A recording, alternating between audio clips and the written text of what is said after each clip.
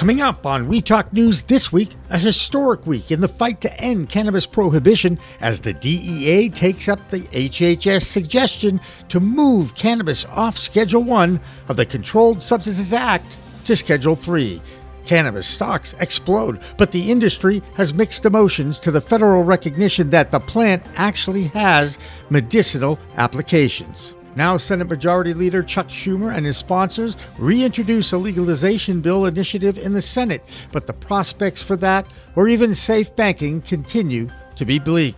Meanwhile, a bipartisan group from the Senate and the House starts to formulate the new Farm Bill. However, there's no mention of intoxicating hemp-derived products. Yet, early reviews of the proposals are being championed by the U.S. hemp growers industry. Plus, MedMen, once a $4 billion valued MSO, files for bankruptcy with over $400 million in debt obligations. Republican Governor of Texas, Greg Abbott, rips 5 cities who have voted to decriminalize cannabis in his state, questioning their own right to override state law. So now, feds, states, and cities can't agree on the power of the voting public. A plant called Cannabis is right in the middle of it all. Coast to coast cannabis news on We Talk News with Alaina Pinto. Next.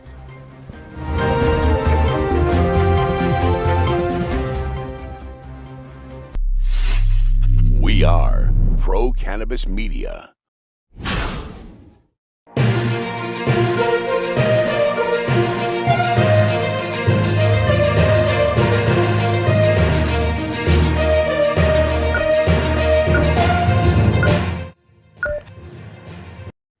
Hi, everyone. Welcome to another edition of We Talk News, Pro Cannabis Media's weekly roundup of cannabis news from coast to coast.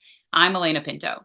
It's been a historic week in the fight to end cannabis prohibition in this country. The DEA has finally agreed with the Health and Human Services findings about cannabis and suggests a move to Schedule 3 of the Controlled Substances Act. That decision has been eagerly awaited by the industry, and reactions have been mixed. Everyone agrees that moving cannabis off the most restrictive schedule of the CSA is a huge win. It basically confirms that the plant does have medicinal applications.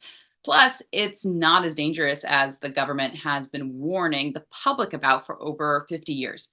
The other positive development is that this anticipated move is expected to rid businesses from unfair treatment by the federal tax code and gets rid of the dreaded 280E clause. So now, cannabis businesses will be able to take the same deductions as any other business. It does not legalize the plant or even decriminalize it. And there is still going to be a public comment period that will delay any benefits from this move for a few months. Right after the Health and Human Services Department sent their recommendations to the DEA 8 months ago, former Massachusetts Cannabis Commissioner Shailene Title delivered the keynote address at the High Lifestyle Show here in the Bay State. Here are her thoughts on what this might mean for the industry. And so this was largely described as a step in the right direction, but not enough, is how I would characterize it. It's more like a step in a very bizarre direction that fully contradicts the way that we use and sell marijuana. Why is that potentially a problem? Well, this is a completely unprecedented situation. So we have never before had a Schedule 3 substance that didn't first go through FDA approval and trials. We have never had an FDA approved Schedule 3 substance that is used as an intoxicant and a medicine at the same time. And we have never had a federally legal path for a business. Okay, so why does this matter? Well, imagine that we were having this event for ketamine use or steroid use. What do we think the federal government would do? We have absolutely no idea, right? And that is the problem. The other reason I think that perhaps this has gone unexamined is actually 2 reasons. So one is people ask, where did this come from? Did maybe Big Pharma push it? Did someone else push it? It's my opinion that this wasn't pushed by anyone in particular, but it's a political, half-cocked, unexamined idea that looks like it might be good, that it might placate and pacify the cannabis community, might get some votes right before an election, but the consequences of it to all of us have not been looked at. The other reason, and I don't want to discount this at all, is that it comes with a massive, massive tax break for marijuana businesses because of a specific law called 280E that would be reversed. It's actually going to keep small businesses, many of them, from going out of business because their tax rate would become better. Large corporations will also get a massive tax break. We don't know what they'll do with those funds, but I think that's the other reason why perhaps this has been applauded and not looked at in terms of what the consequences might be. So what's next? Let's ask our Washington, D.C. correspondent, Andrew Behringer. I'm Andrew Behringer, and this is the D.C. Area Report for We Talk News. In a long-awaited move, the Drug Enforcement Administration has agreed from the findings of the Department of Health and Human Services about rescheduling cannabis. The DEA is now suggesting rescheduling cannabis from a Schedule I to a Schedule III of the Controlled Substances Act. This decision has been eagerly anticipated by the cannabis industry, though reactions have been mixed so far. Moving cannabis off the most restrictive Schedule I category is being hailed as a huge victory by many.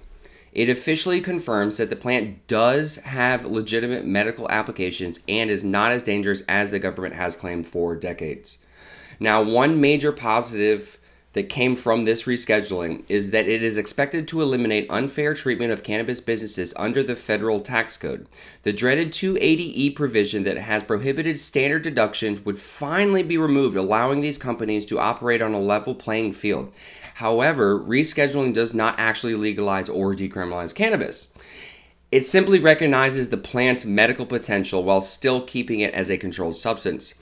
And with any policy changes will be a delay by a required public comment period lasting several months. Amid this DEA development, a powerful group of Senate Democrats led by Majority Leader Chuck Schumer has reintroduced sweeping legislation to fully deschedule and legalize cannabis at the federal level.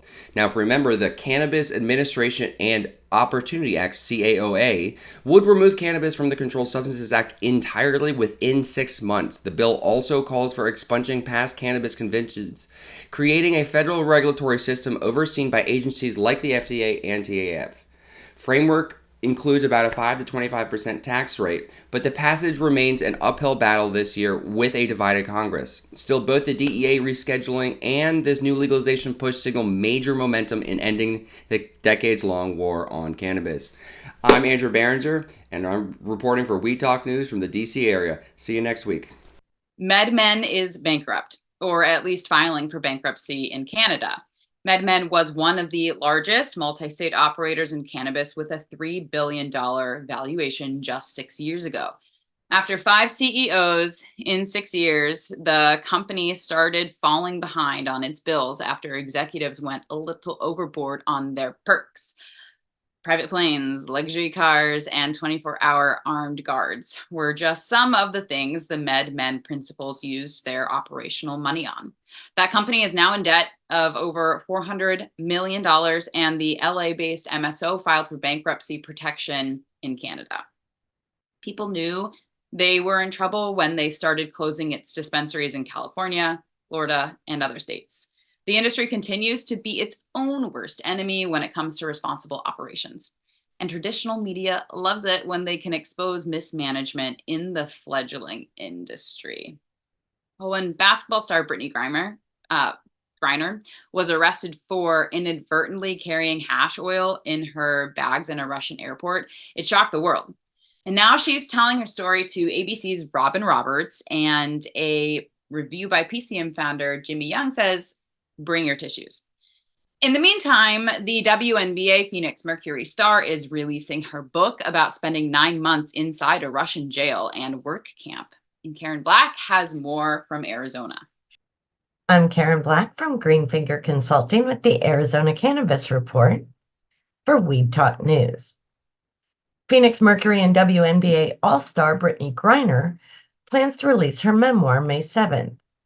It's called Coming Home, and the book describes her detention in a Russian jail for possessing vape cartridges with cannabis oil, which she planned to use medicinally while she played there in the off-season. The book's release coincides with the opening day of WNBA preseason play, where Miss Griner and the Mercury will take on the Seattle Storm. While the DEA considers rescheduling cannabis, another federal agency has been busy. The U.S. Customs and Border Patrol made 4 separate busts in Arizona in 2 days.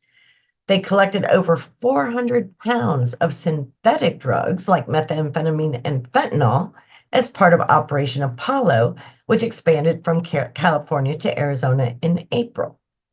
It seemed the feds have bigger things to worry about than a medicinal plant.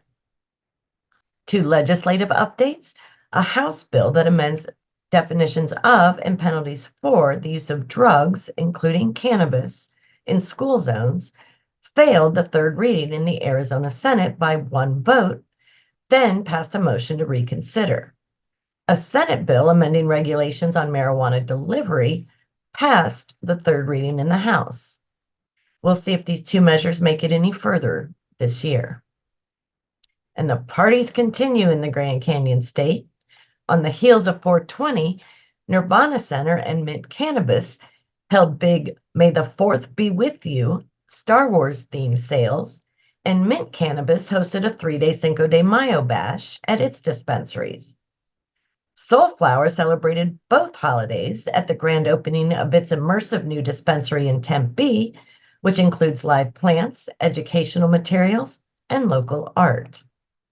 Meanwhile, in Tucson, 2 entrepreneurs launched the Hippie Hub, a line of cannabis clothing.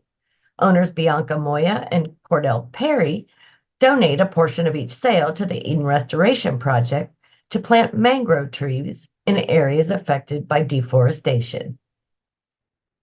That's all for the Arizona Cannabis Report. I'm Karen Black from Greenfinger Consulting reporting for Weed Talk News. Reaction from the cannabis industry continues over the news of the week, the DEA's approval to move it off Schedule 1 of the Controlled Substances Act. And now the prohibitionists are gearing up for the public comment period that starts next. The face of that movement is Dr. Kevin Sabet, a former advisor to past presidents Clinton, Bush, Obama, and the founder of SAM, Smart Approaches to Marijuana. Sabet released a statement this week to counter some of the positive momentum of the reform movement by saying, quote, "Politics and industry influence have loomed over this decision from the very beginning, and that a drug isn't medicine because it is popular." Sam and Sabet have also said they will seek legal action if the move to Schedule 3 is approved. And yes, that organization is starting a fundraising campaign for that legal challenge. Sabet and the former narcotics drug czar from the 20th century, Harry Anslinger, are 2 of the most disliked people in the federal reform movement. On the other side of the argument, in support of reform, is our own Missouri correspondent, Brandon Jones. Hey everybody, it's Brandon Jones with B Green Distribution with the Missouri Cannabis Report for Weed Talk News. And yeah, I just can't believe all this talk about how we don't want descheduling to happen. This is all going to be horrible. The worst thing that's ever going to happen. Kevin, what are you talking about? This is medicine. We all deserve access to medicine. And yes, this isn't the easiest, best road to get there, but we got to start somewhere. And for those of us that use cannabis as true medicine, not just some scapegoat reason to get high, we actually truly use this as something that helps us. Don't stop access to all of us. What are you doing? Rescheduling is something that can help us and can change things. No, it's not perfect. We all know that. We have to start somewhere. Cannabis is medicine. We should have access to anyone that needs it, wants it in this country. So, deep breath. Missouri news. Sales tax. So yes, government finds a way to get out of it, but they're finding another way to get into it.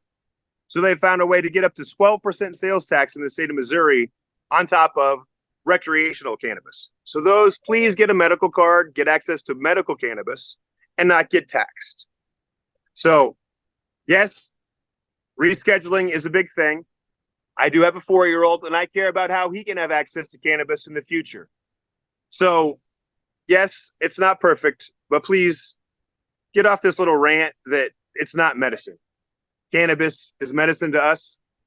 155 stitches in my face, glass coming out of my nose right now from a wreck in 1998, and I am off opioids because of cannabis. It is an exit drug, not a gateway drug. Please stop this talk. I'm going to go be a Canna dad, but thank you for Pro Cannabis Media giving this outlet to speak about how we truly feel about what cannabis means to us as correspondents for Weed Talk News. I'm Brandon Jones with the Missouri Cannabis Report. Have a great week. Stay medicated and educated. That will do it for the A block, the first part of Weed Talk News this week. We have plenty more ahead in the B block as we continue our coast-to-coast cannabis reports on Weed Talk News. Don't go anywhere.